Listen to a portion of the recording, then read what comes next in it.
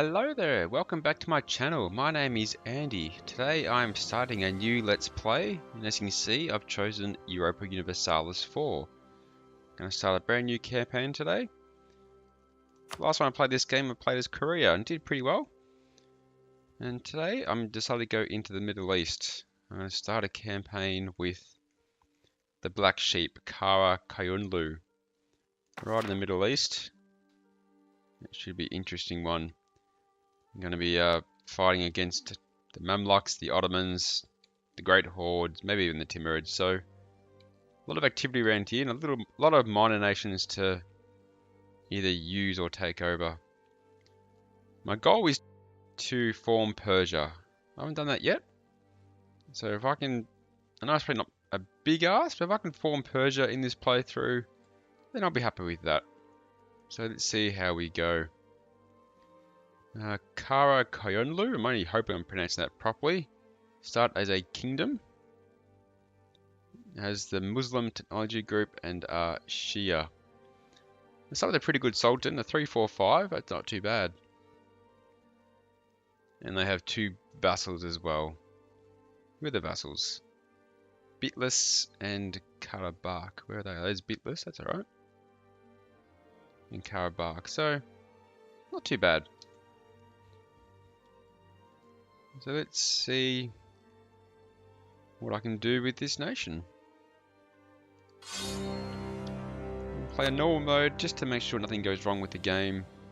I hate to get halfway through and lose progress because of a patch or something breaks, so I'm not too worried about the achievements really. Okay, so the Qara Qoyunlu Sultanate, 1444. The origin of the Qara Qoyunlu, or the Black Sheep, is somewhat unclear, though their own tradition has them as descendants of the great Oghuz Khans of the past. For over a century now, the Black Sheep have been trying to carve out an empire for themselves in Azerbaijan and Iraq. Like many other powers in the area, they were crushed by the Central Asian warlord Timur, who swept through from Iran to Anatolia, casting aside all who would oppose him. Timur is now dead, and his son, Shah Rukh, has spent a lifetime trying to keep his father's Timurid empire together. This has allowed the Qara Qoyunlu to rise again, and under Jahan Shah, one of the greatest rulers of the age, they have retaken not only Tabriz, but all lands from the borders of Georgia to the swamps of the Shatt al-Arab in southern Iraq. To the west, the Ak Qoyunlu, or the White Sheep, are embroiled in a lengthy civil war between countless claimants. The White Sheep are the traditional rivals of the Qara Qoyunlu and could perhaps prove a worthy enemy in time. For now, however, the Ottoman Empire in Anatolia and Mamluks in Egypt are more dangerous neighbours. At the end of 1444, the Timurid Empire is still a constant threat to the east, but the aging Shah Rukh is reported to have grown sick and impotent. From east to west, his sons and grandsons are preparing for a succession war that is all but assured. Indeed, the news of illness have been enough for Muhammad bin Baysancourt in Ajam to break his ties to his grandfather. In his thirst for glory, the young prince seems oblivious to the threat posed by Jahan Shah and the Black Sheep. So that is the situation of Qara Qoyunlu at 1444. My nation is Shia, which gives me morale of armies plus 5% and chance of a new heir plus 100%. Shiite rulers have a piety value that measures their policies towards Islamic orthodoxy. Piety ranges from mysticism to legalism, with different bonuses on the different ends. Your society moves towards legalism through choices in events, declaring war on infidels and heretics as well as converting provinces. You move towards mysticism by declaring war on fellow Shiites and through choices in events and other interactions. Other religions in the Muslim group are Sunni and Ibadi. Shiite provinces exist in Iran and the southern parts of Arabia. And this is something added for the expansion pack. All Muslim countries belong to a school that gives different bonuses. Schools also have opinions of each other that change during the course of the game, and that will have an effect on the relations between the countries that follow them. Countries following a school can invite scholars from other schools to combine their bonuses for 20 years. Now I've got the Ismaili school, which gives me the following modifiers: yearly devotion +1, yearly legitimacy +1, yearly horde unity +1, and yearly republic tradition +0.5. I am a sultanate. Your government is augmented by the estates of the realm. These can differ from country to country but represent strong interest groups within your country. They can give you powerful benefits if they are loyal and influential. An estate might also be a great hindrance if it is disloyal or too influential, however. Their influence and loyalty can be increased through choices in events as well as by granting them territory in the form of provinces in states. For the environment, there are no region-wide mechanics in this region. You are free to fill this void of authority through your own actions. Alright, now for my last game, I have added one expansion pack, so I've got them all still, but I did add Cradle of Civilization, and I did that because I wanted to try a Middle Eastern country, and this expansion pack directly influences a lot of activity in this area, so I thought it'd be a good choice. Otherwise, I've still got the other ones: Conquest of Paradise, Wealth of Nations, Res Publica, Art of War, El Dorado, Common Sense, Mare Nostrum, Rights of Man, and now Cradle of Civilization. So that is the situation as the game starts in 1444. Yeah, I'm just going to do a bit of tweaking of the UI before I do start. So just bear with me for a minute. Okay, so I'm set up. My messages are set up right. My outline is turned on. Now there was the fun part of trying to figure out where to start and what to do in the first few days. We'll start by letting just one day tick over, as I believe that gets a few of the initial relations on the way. Question is, who can I team up with? Not the Mamluks, obviously. They have rivaled me. The Ottomans haven't. So I might try team up with the Ottomans, and obviously the Great Horde don't like me either. They've rivaled me. So there's my two rivals, the Mamluks and the Great Horde. So to start with, I'm going to send a diplomat to the Ottomans to try and forge an alliance with them. Qara Qoyunlu haven't actually gone against me yet, which is interesting.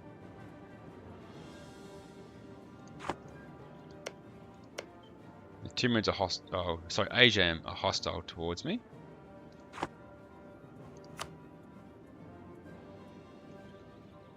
I'm just thinking, who else could I forge an alliance with to start with? Timurids would be good, except they're going to fall apart by the sounds of it. Maybe all I need is the Ottomans for now. We'll start with that. Okay, now I need to choose some rivals. At the moment, the Great Horde and the Mamluks are my enemies, so I might as well just return the favour.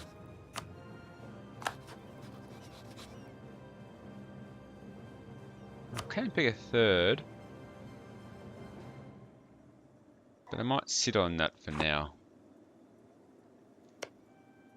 because my first attack is probably going to be against Mushasha, because I want to get access to this trade node. I will lock that in early. I am going to build a spy network there. Who else could I attack early on?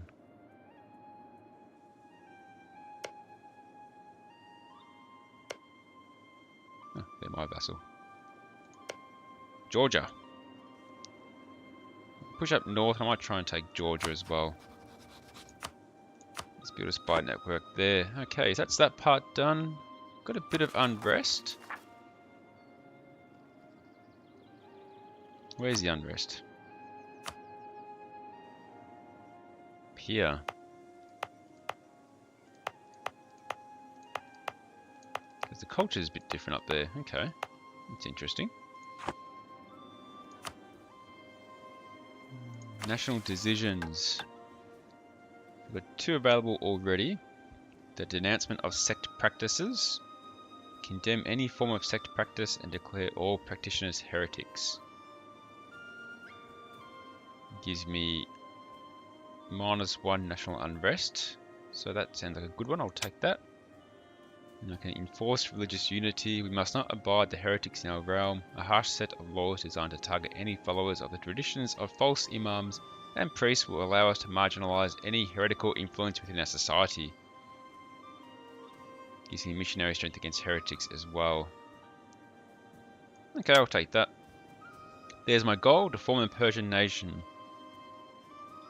To do that, I need to take these provinces. So most of them are in Asia, and a couple surrounding as well.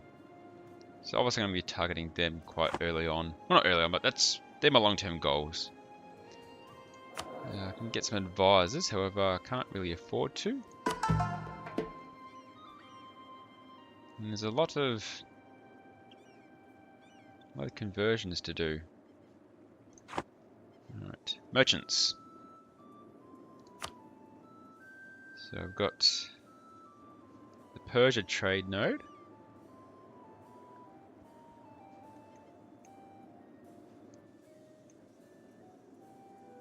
Collecting Hormuz. Why am I collecting in Hormuz and then transferring from there?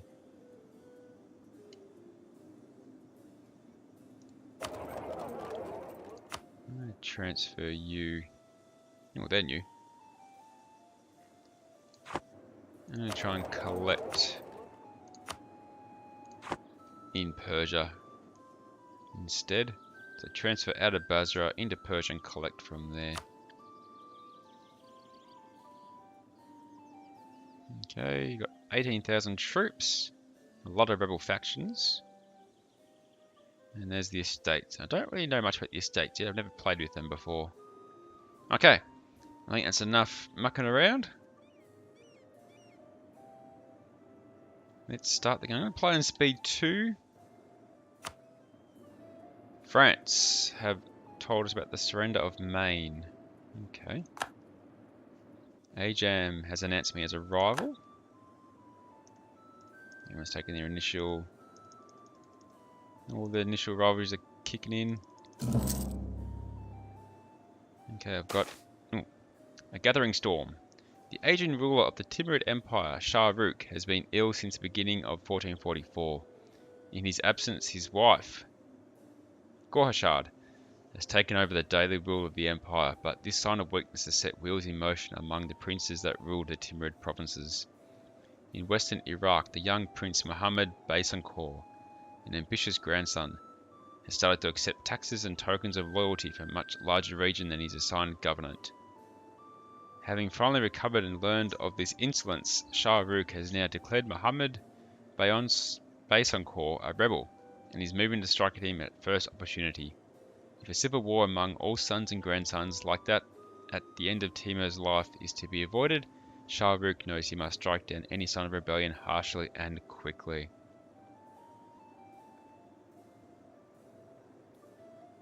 As long as Shah Rukh lives as the ruler of the Timurids, he will greatly reduce the liberty desired in the remaining vassal countries.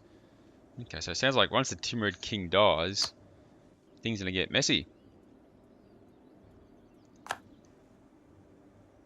Okay, a lot of... Oh, Mishasha got an alliance with McAuliffe. Who's McAuliffe? Who is McAuliffe?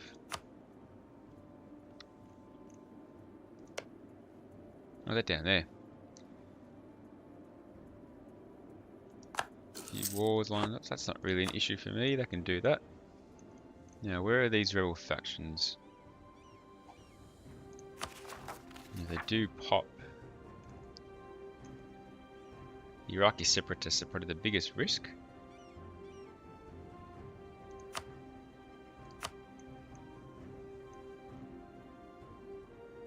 Now, so in these countries, these little provinces are a bit over. I'm going to move some armies down here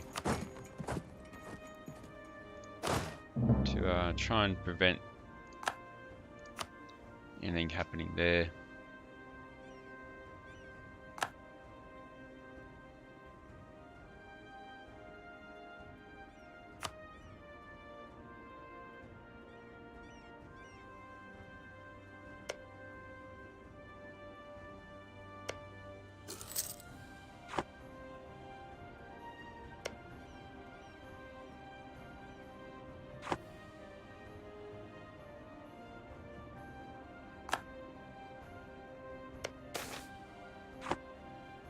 Dargah, as Sufi Sheikh, has passed away in Ganja, and his followers are now putting up a shrine in his honor. Pilgrims from various parts of the country are already starting to come to the province to see the shrine of this great man, some calling him a saint. Local notables have set aside a charitable donation its maintenance, and his former pupils have opened a lodge nearby. While there is nothing wrong with honouring a great man, some more traditionalists among the Pias and the Ulema feel that this form of worship is sacrilegious. Should Jahan Shah pay the shrine in Ganja a visit, it might do much, both for the prestige of the shrine itself, but also for his popular perception.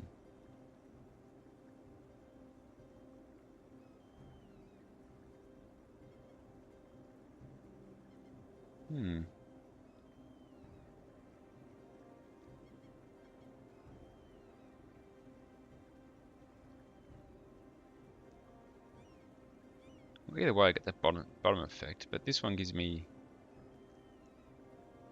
the effect at the end of the game. So I might take that one.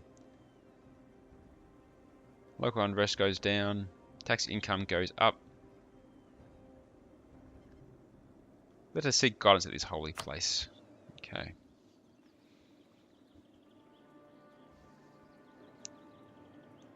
Yeah, have I? Oh, they're still moving.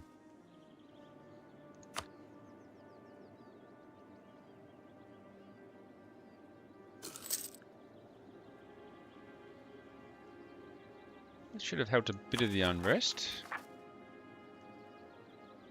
Yeah, if anything does pop up, I should be able to handle it. I'm still losing money. I'm losing a lot of money. Might need to close down some of these forts, I think. I've got quite a few.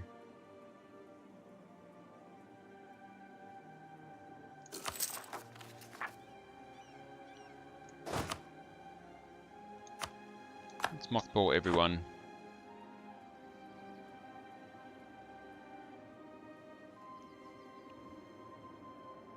Alright, now that things are sort of in order, probably increase the speed to level speed 3. Okay, I'm in the positive. I'm making a ducat a month. I can build another 7 troops.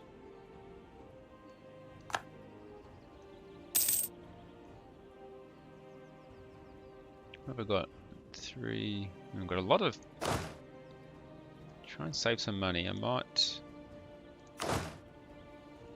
get rid of one of these cavalries. So I have 2 in each army. Yeah, it's saved me a lot of money already. The Ottomans. I'm probably getting a bit excited, but when would you be ready for an alliance? Not for a while yet. The Timurids have declared war on Asia. That's interesting.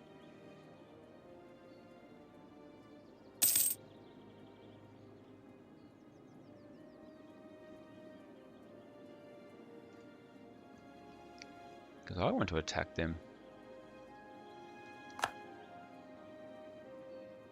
Now, because I'm making money, I'm going to just top up my armies. I want to make sure I've got 2 groups of 10. And almost lay claim on Mushasha. I'm going to get access to this Gulf, this port. It should increase my income a bit.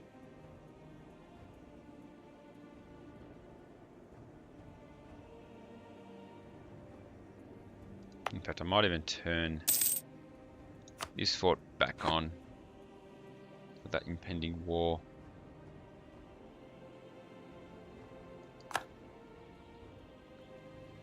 And I think that will do for this episode.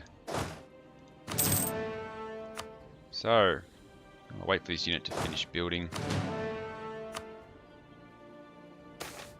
Oh, debate over the philosophy of Ibn Arabi. Ibn Arabi was an Andalusian scholar and mystic regarded by many Sufis as the foremost spiritual master. His pantheistic philosophy of the unity of being viewed all of creation as a manifestation of God, and invited worshippers to see divine beauty in all aspects of life, not merely in the traditional rituals of Islam. Ever since, debates have raged on over the compatibility of his philosophy with scholarly interpretations of Islam, with some going so far as to label him an unbeliever. For many Sufis, on the other hand, Ibn Arabi's philosophy became the foundational principle of their religious practice. Now we too have been asked to take sides. This is choosing which side of religion to go on to. I'm already pretty far on the mysticism side.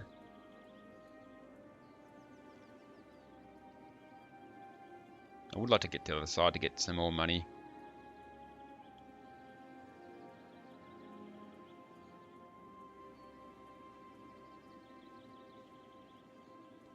Yeah, I think long term I want to go. I don't know, it's a tough choice. Alright, so I might go towards mysticism. Let's get some more army morale. Support the unity of being. Alright, and with that I will end this episode. So that's part 1 done. Part 1's always a bit tricky. I'm a bit rusty in this game. Gotta get back into the swing of things. Hopefully from here on be a bit more smooth and a bit more focused goals. So I'm going to pause the game so nothing happens in the meantime. Thanks for watching, guys. I appreciate your support. Welcome back to the channel for EU4. And let's see if I can't create Persia. Thanks again. And as always, hope to see you next time. Take care out there.